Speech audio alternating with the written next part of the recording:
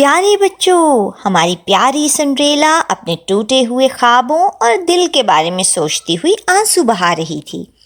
دل میں ایک گہری خواہش تھی کہ کاش کوئی معجزہ ہو جائے اور وہ بھی محفل میں جا سکے۔ اچانک ایک روشنی کی چمک سے باغ روشن ہو گیا اور ایک نرمی بھری آواز سنڈریلا کے کانوں میں گونجی۔ مت رو پیاری سنڈریلا، میں تمہاری مدد کے لیے آئی ہوں۔ سنڈریلا نے حیرت سے سر اٹھایا تو دیکھا کہ ایک بوڑھی عورت چمکدار نیلے لباس میں اس کے سامنے کھڑی ہے۔ اس نے سنڈریلا کو پیار بھری مسکراہٹ سے دیکھا اور کہا، میں تمہاری پری جادوگر ہوں۔ سنڈریلا کو اپنی آنکھوں پر یقین نہیں آیا۔ اس نے پریشانی اور خوشی سے پوچھا، کیا آپ واقعی میری مدد کریں گی؟ پری جادوگر نے سر ہلایا اور کہا، ہاں میری پیاری، میں تمہیں شاہی محل میں جانے کی مدد کروں گی۔ پری جادوگر نے اپنی چھڑی اٹھائی، اسے کدو کی طرح گھمایا اور کچھ جادوئی الفاظ کہے۔ یکدم وہ کدو سنہرے رنگ کی ایک شاندار بگھی میں تبدیل ہو گیا، جس پر شاہی نشان اور چمکدار سنہری نقش و نگار بنے ہوئے تھے۔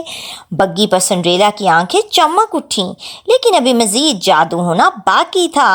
پری جادوگر نے پھر سے اپنی چھڑی گھمائی اور باغ میں بھاگتے ہوئے چوہوں کو بگھی کو کھینچنے والے گھوڑوں میں تبدیل کر دیا۔ اور پھر پری جادوگر نے سنڈریلا کے پالتو کتے کی طرف اشارہ کیا اور جادوئی چھڑی سے اسے ایک شاہانہ کوچوان میں تبدیل کر دیا۔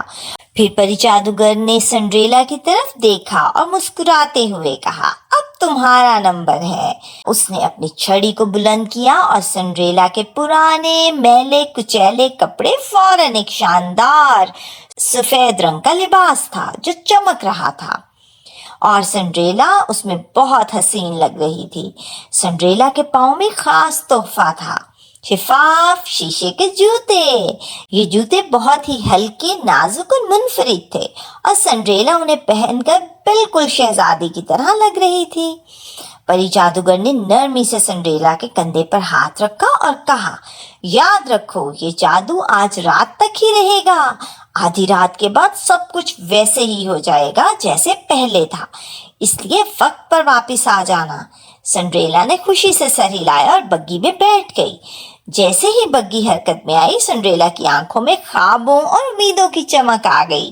سفید گھوڑا بگھی کو تیزی سے محل کی جانب لے جا رہا تھا، اور اس کا وفادار کوچوان دوست اسے شاہی محل میں لے جانے کے لیے تیار تھا۔ پیارے بچوں، اب کیا ہوگا؟ کیا سنڈریلا اپنی جادوئی رات کو مکمل کر پائے گی، یا آدھی رات سے پہلے اس کا راز کھل جائے گا؟